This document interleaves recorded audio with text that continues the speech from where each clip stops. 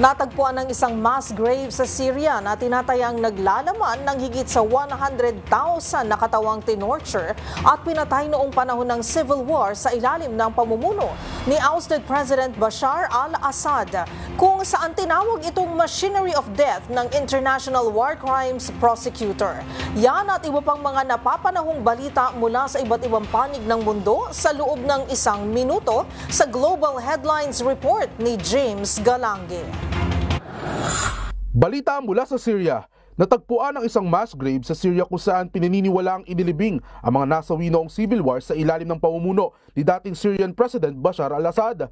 Ayon sa International War Crimes Prosecutor, matatawag raw umano itong machinery of death kung saan tinatayang nasa mahigit 100,000 ang tinorture at pinatay mula pa noong 2013. Samantala, bumaba naman sa 35% ang trust rating ng mga American citizens sa judiciary system ng kanilang bansa, ayon yan sa isang poll survey.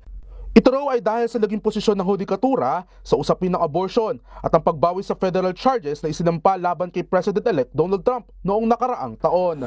Sa iba pang balita, tinamaan naman na isang 7.4 magnitude na lindol ang capital city ng bansang Vanuatu na Port Vila, kung saan gumuho ang mga ospital, commercial building at opisina ng gobyerno. Sinundan pa ito ng sunod-sunod na aftershocks na may lakas na aabot sa 6.1 magnitude, habang aabot naman sa 14 ang naitalang nasawi at mahigit 200 naman ang kasalukuyang nagpapagamot sa mga ospital.